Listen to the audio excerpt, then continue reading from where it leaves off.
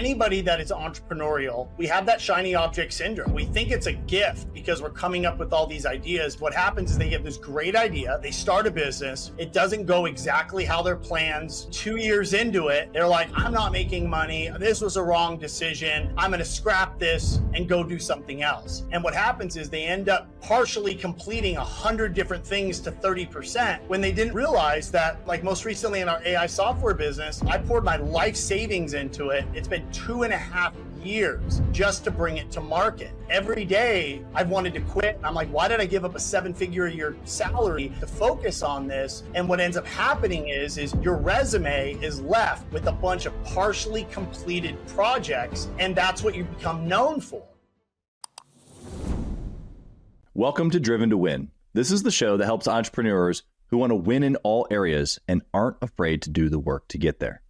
I'm Chaz Wolfe, a serial entrepreneur in multiple industries, and my mission with this show is to help entrepreneurs win in business, family, health, faith, and lifestyle. In today's episode, I welcome Brian Decker. He's the CEO of SOAR Energy and a leader in clean energy. He's also an expert in cryptocurrency, real estate investing, and all types of wealth building strategies. Brian has an incredible story of turning $500,000 into over $7 million in crypto in less than 12 months. So if you're ready to hear from an absolute firecracker in the wealth building industry and maybe catch an upcoming crypto tip, this episode is for you. All right, Brian, I want to hear, you've been a part of just so many different industries. A lot of people have even looked at my history and been like, wait a second, retail and real estate and consulting and equipment and all these different things. How do they all go together? And someone might say the same. I'm sure you've answered this question before, but yeah, you've got all these different types of investments, different types of businesses going on. Is this just an ADD thing like me, or give me your madness behind having so many different collections of things? Yeah. So really the way I've always kind of looked at business is I never try to go from selling cars to selling wood, sure, right? But what I look at is, if I'm a home builder, for an example, what harmonious verticals could I basically help monetize and offer value to my existing customer base that's in a harmonious vertical? Yeah. So really what I base it all around is, we all know in business, the hardest thing many times to acquire is the customer. It's the most expensive thing to acquire. But once we acquire that customer and we do a good job fulfilling whatever need that they had where they originally sought us out, I look at what opportunities are in place where I consistently hear over and over again that there's a pain point in that industry. And once I've heard it over and over and over again, then I use that pain point to then use my team. And my team is, I like to say, they're like a SWAT team where, I have the key players on my team, and we can go in, and what we look to do is to try to disrupt an industry. And so when I look at businesses, I really first focused on becoming an expert in kind of the finance space, particularly home finance. But when you're dealing with a homeowner in home finance, what you're dealing with is there's so many other needs that go into that are an offshoot of that property. Right. And so what I really look to do is to kind of see that pain point, and then I look to develop a solution to solve that client's pain point. Yeah. Spoken like a true idea guy, yeah, but also a focused idea guy. So talk about that, because I'm sure, we were just talking about, the graffiti behind you, the flowery golf shirt, the red hair. Like, I'm sure you're a firecracker from like a personality perspective, which probably plays into like a lot of things going on all at the same time at 100 miles an hour in all different types of directions. But there's power and focus, which you've just described. So how did you go from maybe a little bit of wild to like dialed in focus, even though you're doing different things? Yeah, no, exactly. And so what I kind of have lived my life by is I kind of live my life in quarters. And so what I look at is I have what I like to term is my short-term vision list and my long-term vision list. And so what I do is once I've come up with an idea, like for an example, our AI software company, what I had was when I came up with that idea where we utilized high resolution imagery of a property. And then what I did is within that, I said, hey, you know what, there's going to be a real use case here to provide the roofing industry with a predictive for the very first time, rather than being a reactive industry of, hey, I have a leak in my roof, I need to call a roofer, to be predictive and say, hey, this roof is going bad. Roofer, they need your service ahead of time. And once I have that idea, any other ideas that come on my list, which I call my shiny objects list, I have an actual thing I kind of run my life by. It's a software called 90.io, and it's really no good for us guys that have ADD or the consummate visionary. Yeah. And what it does is, so I don't forget about it, I put it on that list, but I'm not allowed to look at it. I'm not allowed to talk about it. I'm not allowed to do work on it. My integrator keeps me very, very focused. And then once I'm able to solve my current task at hand, which I kind of live on the quarterly rock system where I really focus on 2 or 3 things to solve. Then after I've done that and I've monetized it, then I can go back to that, shiny objects list and see what of those shiny objects of an idea will actually be able to be brought to market, monetized it, and I can basically use some of the foundation I've already built within my other businesses to then put it in there to that play. And if it's something that's completely obsolete, then what I'll look to do is just say, hey, who do I know in this space that I could provide the idea to and give them that idea and just work an affiliate relationship and let them go and really run because it exists in their superpower. Yeah. In order to have that, you've got to have a network of contacts that you would even want to give, an idea to. How have you gone about in, again, different industries? I understand that they're connected, but you're building a customer base, but it sounds like you're also building a network. How have you gone about building relationships in that way?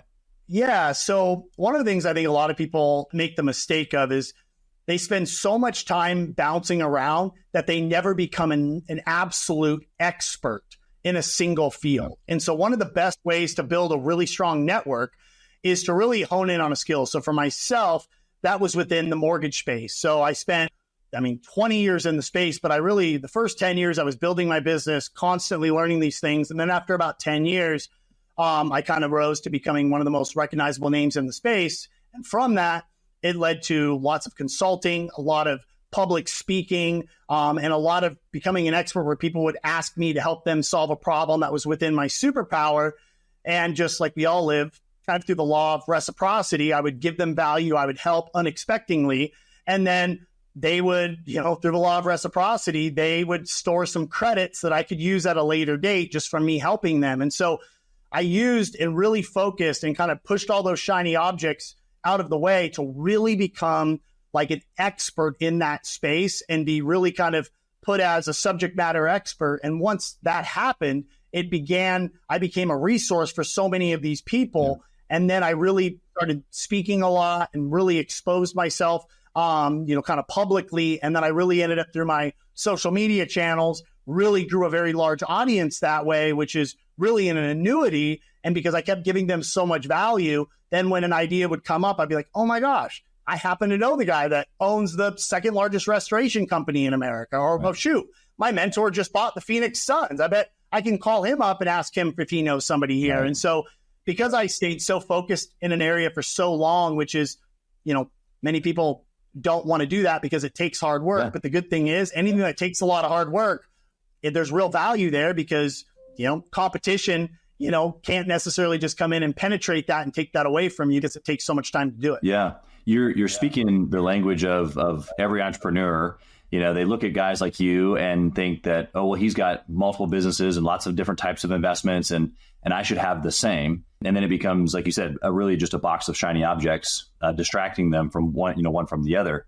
What would you say that the younger Brian did that maybe a young or maybe even just a newer entrepreneur, maybe not necessarily young, is struggling with today with that, like, I don't know which way to focus because I got 3 things going on at once, when you're saying, I really just did one thing, really, really all in, became an expert for a really long period of time. How did you do that?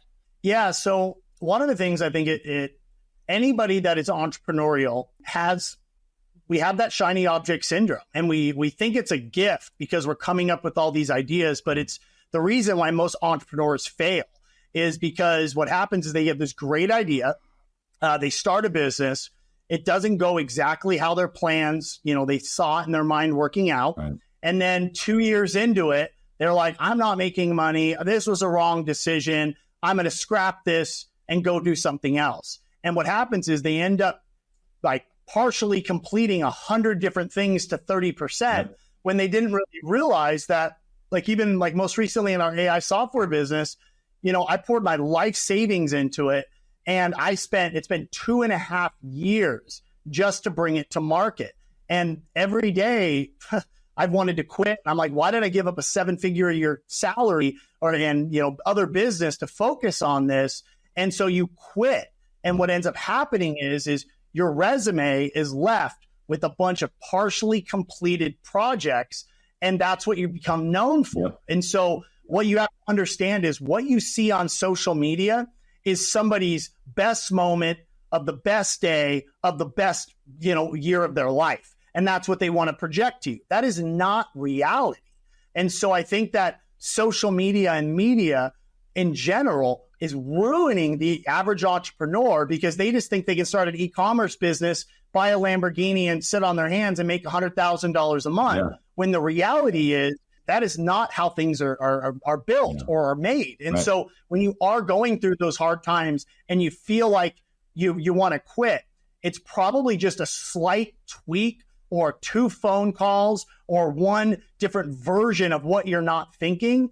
You are away from that success. You're just not giving your runway long enough to ever find that out. And I'm sure like our original AI business that we started, it was literally just designed for the solar industry to determine if there were solar panels on a house. Well, here we are 3 years later. A lot of use cases for that. Some of the largest financial industry, and it's a completely different product. Your business plan is your guide, but your business plan will change, and your product and what you think is product market fit will shift and adapt and become and be molded. It's just people want to sculpt their masterpiece in a year when it really takes 5 to 7 years. Yeah. I love all of that. I was in a quarterly planning. It sounds like you guys use EOS as well. I was in a quarterly planning a couple of days ago. And one of my integrators said, describing the team that were focused or demanding of the result, but flexible with how we get there. And I think that that's the way you're describing this, which is, we can be so dialed into, whether you're building an AI tool or a new company or whatever, and we can have a picture of kind of what it looks like, and we can demand certain results or be focused on those things. But like the path of how we get there, or sometimes even the results itself, it just looks completely different. And I think that's the flexibility. How does the entrepreneur know from like being flexible on the path to shiny object, and I switched from solar to roofing, and because it got hard, like what's that line? Yeah, so it's probably the greatest single decision I ever made in my life, and I was really mad I never did it before. So we were really struggling with figuring out product market fit. Okay. And I think this is for the AI tool. What they do. Yeah, we're talking about the AI tool, and even another my wealth society business. I was thinking, oh, you know what? I'm just not marketing it the right way. I'm not having the right messaging the right way. And so what I did was I said, you know what? Forget this. I have a big audience on social. I'm going to offer anybody that meets this criteria. They're a homeowner. They're in these areas, this, and this. I'm going to pay you $150 to get on a 30-minute call with me as my own market study. So what I did was I spent 50 hours over 2 weeks recording every single Zoom call where I went through a preset list of questions and then also showed them the product, the service, the messaging, all the tools with it. And I recorded them all on Read AI. And then what I did is after doing 50 interviews plus, which went 30 minutes to an hour, I then took all of that Read AI information and I built a prompt in ChatGPT, like SWOT analysis, for lack of a better word, fed all of that Read AI transcript to it and said, hey, what am I missing? Where am I off? What are their pain points? How do they want to be spoken to? And the results were shocking because many times what we think the customer wants or the messaging they want to be told is how we want to be told, right. But they're not us. Yeah, we're not off the NASDAQ. They're not. And so I took that, and what I got back from that were so many unbelievable things. And then I brought it to my board and was like, hey guys, I just spent 50 hours. This is what I did. This is what I did for all this stuff. And they were like, don't know why nobody ever has done that before. And I was like, well, probably because most CEOs don't want to spend 50 hours of their time doing it, And that's how I pivoted. So I think what you have to do is you have to have a data-driven approach. There you go. We make things too often on an emotional standpoint. And so I changed the perspective from my emotions and what I thought and what I felt and what I assumed was wrong to forget all that. Let's just look at the data and let's evaluate that data and then let's make a decision. And as soon as we did that, we ended up like having the first 20 people told us no, to then went back to the dev table, spent 6 months. And now I've had my phone blow up with 5 or 6 Fortune 200 companies competing for exclusivity on our product in a matter of a 6-month period of time. And now our biggest problem is deciding what investment bank we want to go with for a $20 million round of funding versus trying to get the average X, Y, and Z contractor to want to use our service. Yeah. Incredible. Would you describe it as humility, or would you describe it as like exhausted in that moment where you're just like, can't figure it out, and you started doing the calls, you said, I'm going to do something different? Was that you being exhausted, or are you going, you know what, maybe I'm wrong and I should listen to someone else? Yeah, I was defeated. That's the real feeling I was feeling. I was just defeated. I'm like, I don't get this. And it was really humbling because in May of this year, I had gotten asked for the 3rd year of row to keynote like a 7,000 person event. And me and Tony Robbins were the 2 keynote speakers. Yeah, wow. And here I am on stage, everybody think I have all the answers, when in my mind, I'm like, little do they know on this business, I've been pounding my head. Yeah. I poured $5 million, which was like 70% of my liquidity, into this thing, and I just can't figure it out. Yeah. And everybody I ask gives me a solution I've already tried. So forget asking the experts. Right. Let me ask the end user. And I just had to humble myself and be like, I'm calling regular homeowners on the phone, asking the same questions over and over again. And everyone's like, well, why didn't you just hire a marketing firm to do this? Here's the thing. A marketing firm isn't going to ask the right questions, and they don't care like you do. Right. They are just going to take a paycheck, do a market survey, and just give you something. Right. But a lot of what I saw from that homeowner was their emotion. And they were so willing to tell me so much more than some market study participant, because in their mind, they're like, I know this guy, I follow this guy. Like, I've seen him do a lot of things, and he's taking 30 minutes to an hour out of his day to ask me, the little old homeowner, how I feel about these topics. Yeah. And then wanting to provide a solution that actually is what I want. They just vomited the most incredible information to me possible. Yeah, that's incredible. I'm going to ask you a question that might feel like I just totally took a left hook on you, but this intentionality that you're talking about, this, you felt defeated. And so it drove you to really figure out the solution. It drove you to win, no pun intended, but it brought humility, and then you tried something brand new. And I want to know, when have you done that same thing, but in your family? When have you felt defeated? Yeah.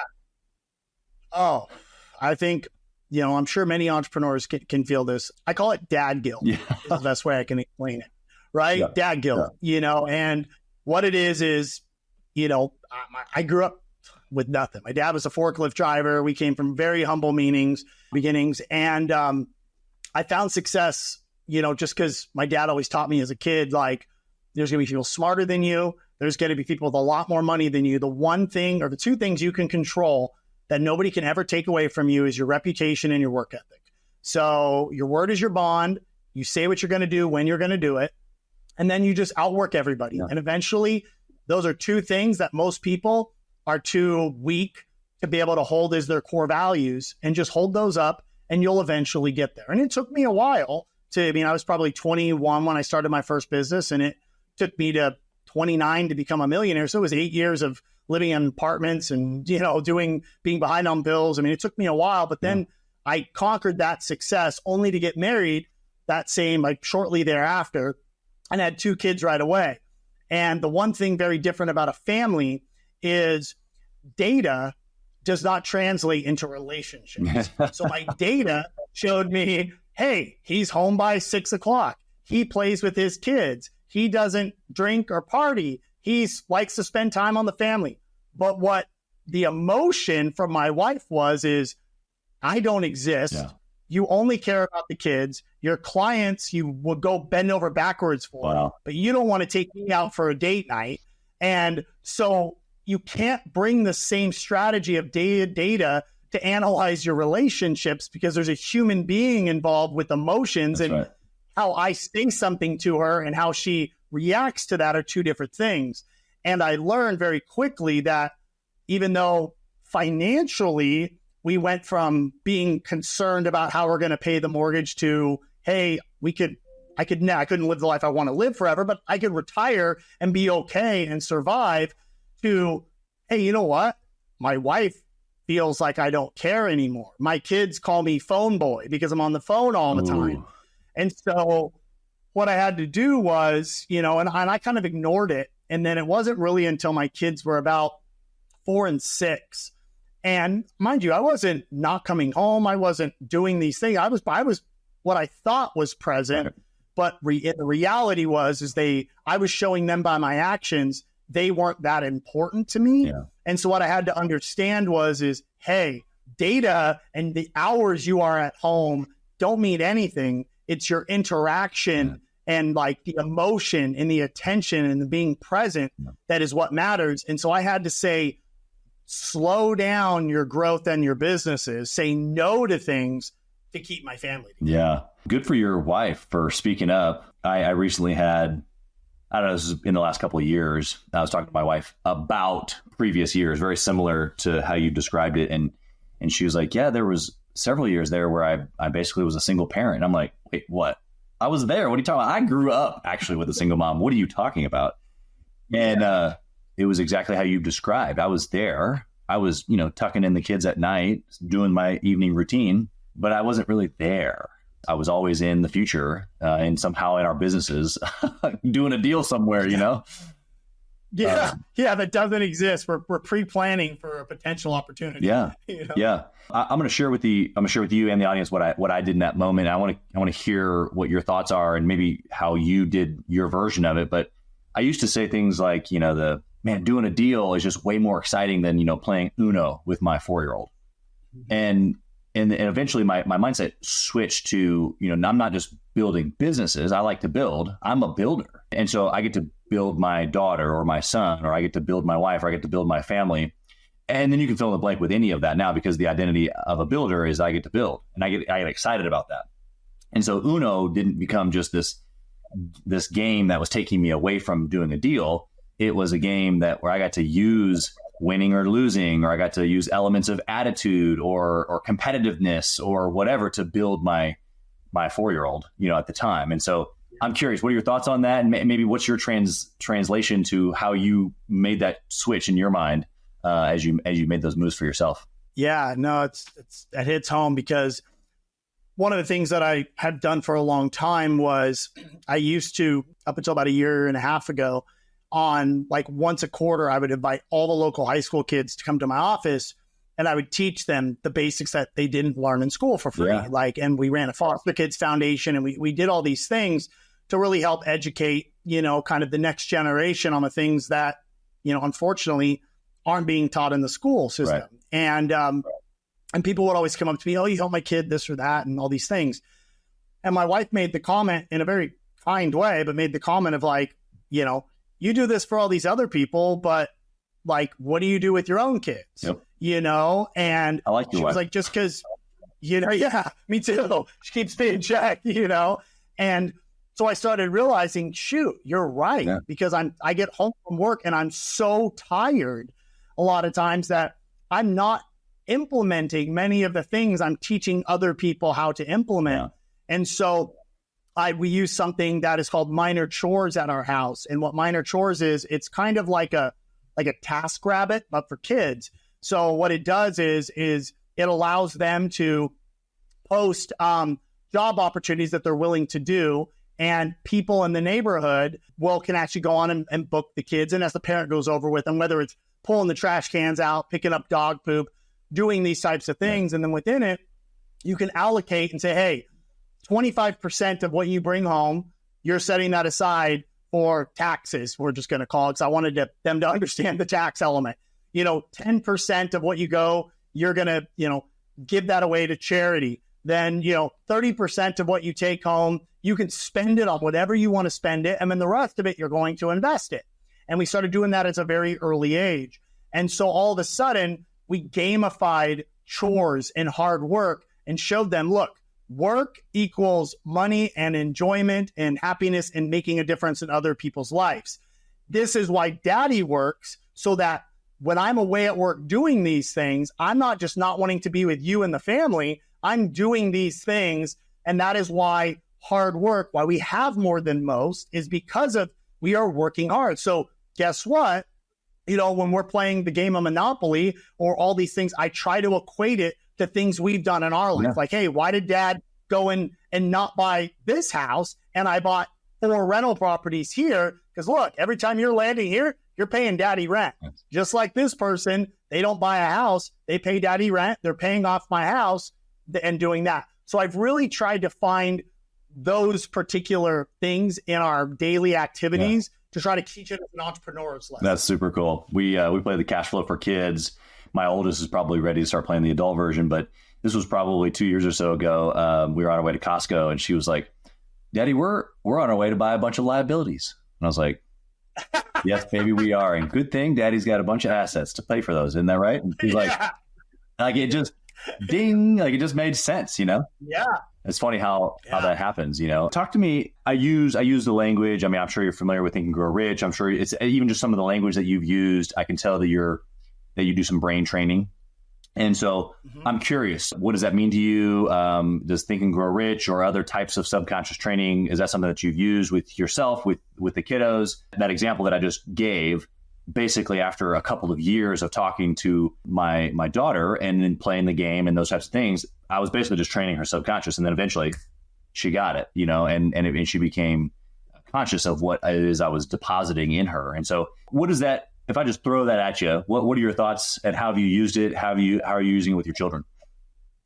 Yeah, no, great point. And so I think the hardest thing for me to get around was the understanding that the way our school system works, especially in the public school system, is trained so that we rely on the government and assistance as kind of our parent. Yeah. And if you think about it as a parent, we send our kids away to an institution to learn the things that in previous generations were really either taught by a church or taught by some type of organization. Because the public school system really, in the United States is not thousands of years old, obviously. It's a newer system. And, in the 1700s, 1800s, that was something that was typically taught by schools. That's why most universities were founded by some type of church or some type of family to give back as an endowment. And so once I started to really break it down and realize that the foundations that we are being taught in the day, and I like to look at it this way, and my grandfather said something to me one time, and he goes, your generation is screwed. And I'm like, why? He goes, because you guys think it's okay to finance a mattress. Yeah. And I thought in that thing, and I was like, you're right. He goes, you guys don't fix any automobiles anymore. You guys don't do any of these things anymore. You're taught, if it's not new, great, and perfect, buy a new one. Yep. And that's the way you're taught. Like, accumulate as much liabilities and live your life as monthly payments. I make this. I can afford this. That is the way I live my life. And you just want your budget to be a sum zero every month is the way we're basically taught. Yeah. And so once I started getting my brain around the fact of that is so much of what we have been taught is actually the antithesis of what we should be taught. I had to even myself go back and be like, I know I have a finance degree. I know I'm, have a good business acumen, but a lot of the principles that I have are formed because I went to public school. And so I went back and started to start looking at things, not as a monthly payment standpoint, but what is that true cost of home ownership, using an amortization table, using these things. And so I started looking at that. And then once I started really looking at every dollar has a place and where does that dollar best serve? Yeah. And once I looked at that as a finite number and said, okay, if I'm putting $1 into my checking account and I know that the United States government is inflating away our purchasing power by 7% per year, I got to make 8% to make a net neutral of 1% return on my money. And so what most people are taught, put your money in a savings account, invest in stocks, like don't go into debt, right. All these things. When you actually look at it, I realized I had to really reprogram my brain, and then made the decision for me and my family personally to put our kids in a school that actually, like, they go to a private school, and most people are like, oh, that's easy, you have money. In Arizona, they actually give you $8,000 per kid per year if you choose to put them in private school versus public school. Wow. And so my kids, like, their education is only like $350, $400 a month net cost to me, which people spend that on dance competition for a weekend for their kids, right? Yeah. And so for me, I found an education system where my kids weren't going to be brainwashed 7 hours a day, 5 days a week, that I had to unprogram along the line. Yeah. So that's really how we equated it for that. And then what happened was, and it wasn't like, well, Dad's teaching me this at home, but Mrs. Taylor is teaching me this in school. Right. And so you have to make sure that the authorities in their life are communicating a similar narrative. Otherwise, it just becomes very confusing for the child. Yeah, I couldn't agree more. Julie and I just decided to become the authority. we homeschool. So same exact thing, though.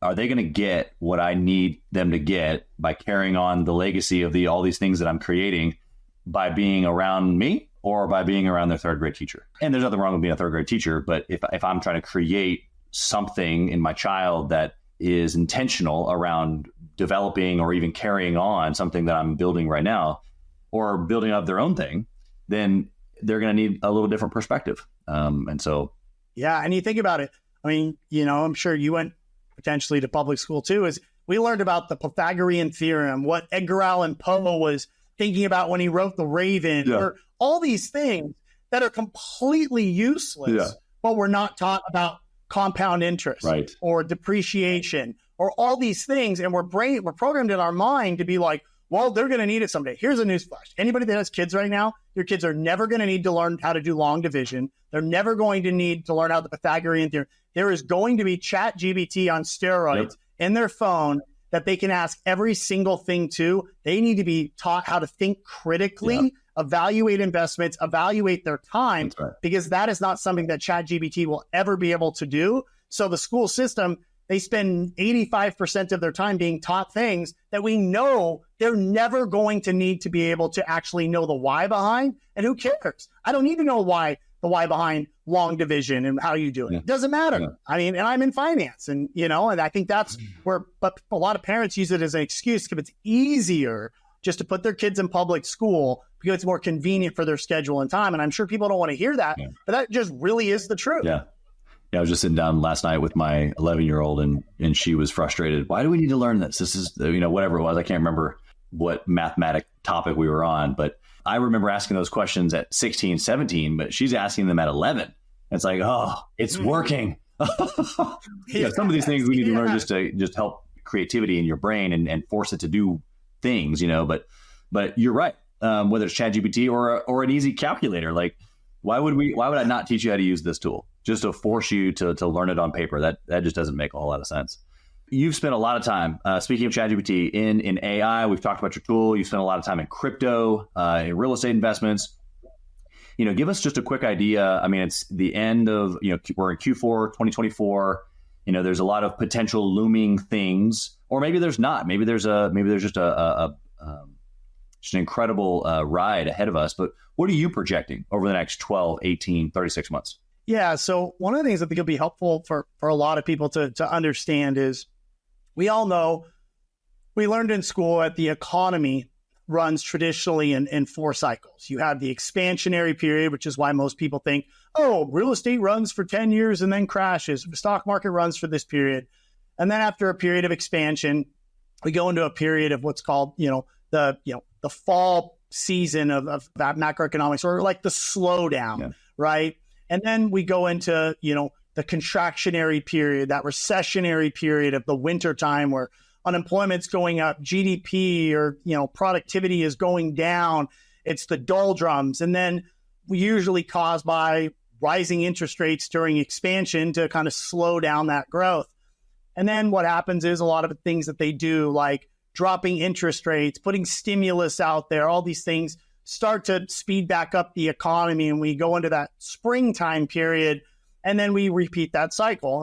And those cycles were kind of elongated. We were said, recession is 1 to 2 years, your expansion's 10 years, and then you kind of got, the slowdown and the starting up again, which could be 6 months to a year.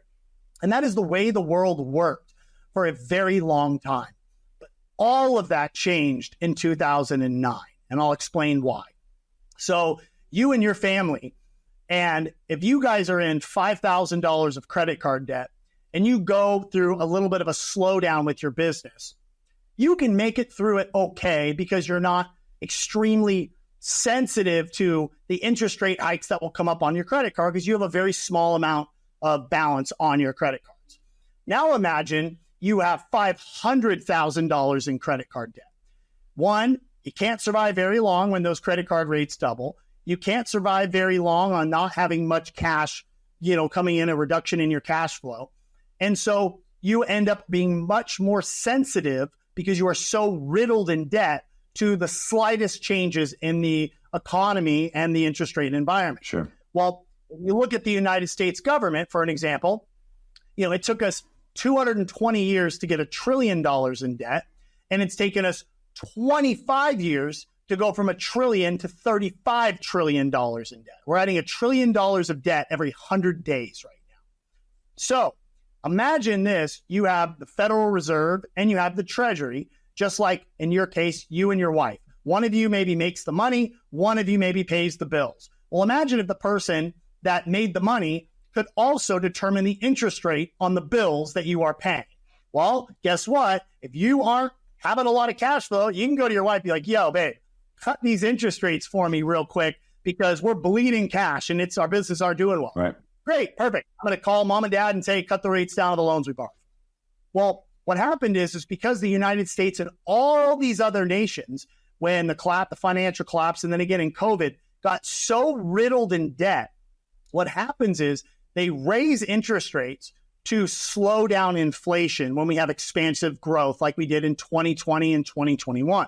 The problem is when you are riddled with $30 trillion in debt, the 1% interest rate hike, guess what? It's not just us that suffers that interest expense. The federal government on their $35 trillion in debt is paying the interest at whatever the rates that they set is. And so guess what? They are unable to sustain long periods of high interest rates. Right. So what happens is we've seen that interest expense go through the roof. So what now dictates our economy, as much as we want to say companies aren't doing as well and this, here's the fact. Look it up. The money supply in the country, in the world today, just think of the money supply as how much money you have in your checking account as a person. When that money supply goes up, all assets that are considered risk-on assets, real estate, crypto, stocks, those go through the roof. And the reason for that is the same way you, with your checking account, you make more risky investments the more cash you have in the bank. So does the entire globe. And what causes money supply to go up is banks with lower interest rates can lend out money faster. People, when their debt expense goes down, even if their cash flow stays the same, they have more money to be investing. And so what happens is when you start to see an interest rate cycle start to begin to tick down, you also feed it with an election year, which is free candy for all the voters to vote for me through stimulus. You get a period of time where liquidity comes up. And so we are going through right now in the last 3 to 4 months, the first time in 2.5 years, the money supply is ticking up. And with a 100% certainty, every time the money supply goes up, within a 4 to 6 month lag time, we see stocks, crypto, and real estate start to move up.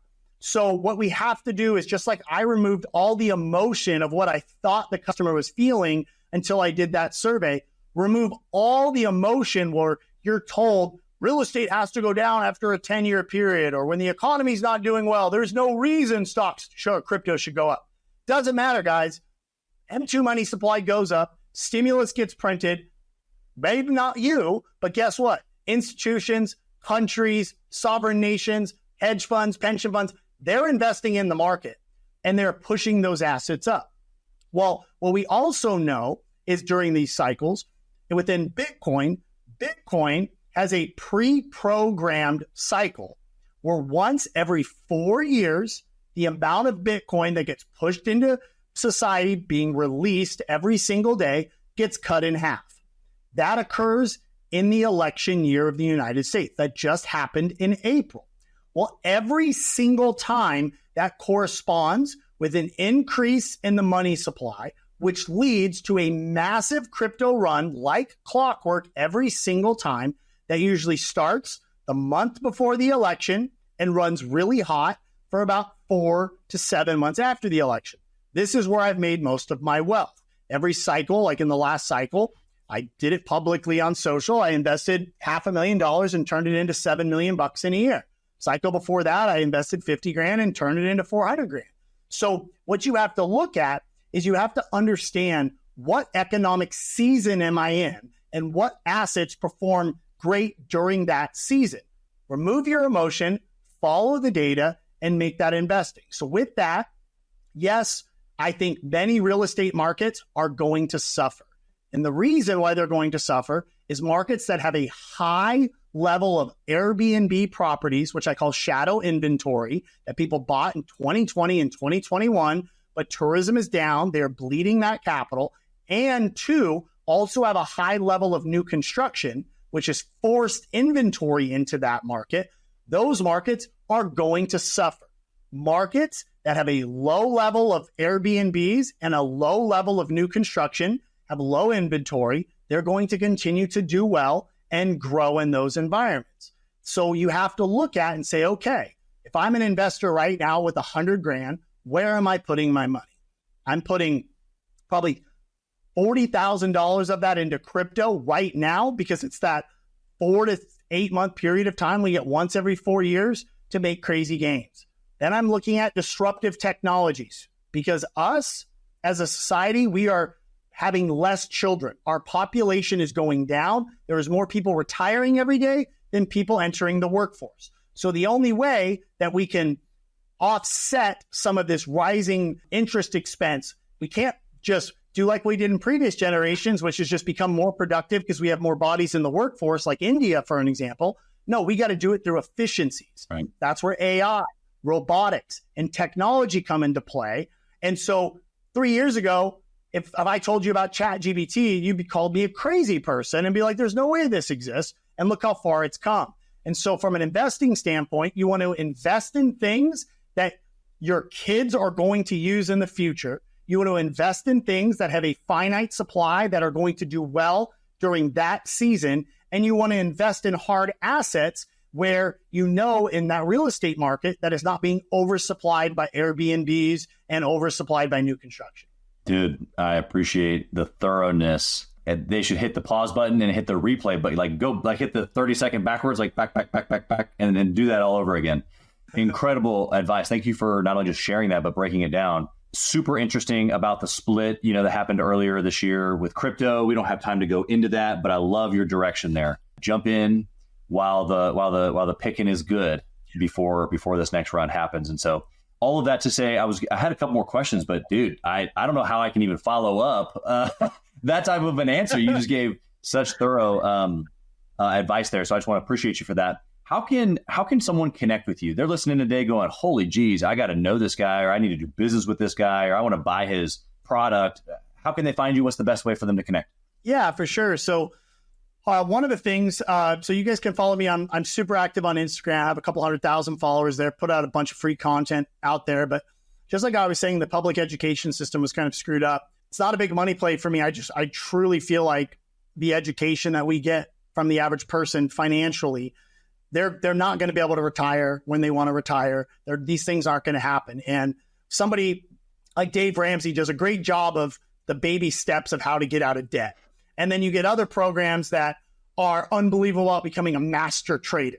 But that whole gap of the middle of what does the average person do? How do they invest? How do they learn from that? That's where I built something called Wealth Society. And I wanted to make it so inexpensive for everybody. So We launched that on school through Homosi's team and all of that over there about 30 days ago. And we made it for $39 a month. And they get weekly training by me, Wealth Labs. There's like 40 different lessons. I put picks and trades and all that stuff in there. And they wanted me to price it at like $500 a month, but I refused to do that because it didn't solve what I was trying to aim to solve. And I do well on my other ventures. So you guys can check out Wealth Society. You can go to school.com. That's SKOL.com and Wealth Society and look it up in there. There's also a free one that I put on there that gives you the basics of it as well that you can find on there. But that's the best way to get some financial education and the best way just to kind of follow me in general. Perfect. We'll have your Instagram account and then, of course, your school connection in the show notes. And just appreciate you doing that, man. Like I said, even if they just reversed the podcast here and actually listened to what you just gave, that 5 minutes, it will change some people's lives. And so I hope that they do that. And I hope they also take you up on your offer to connect and jump in on your community. So, dude, thank you for being here. Just spending the few minutes with us is a pleasure to host you and to ask some of these questions. We're going to have to get to know each other because I got so many more questions I didn't have time to ask. But thanks for being here. Thanks for being a firecracker and bringing the heat, and just blessings to you and your family, man. Thank you. Likewise, man. Thanks so much for having me, brother. Yeah.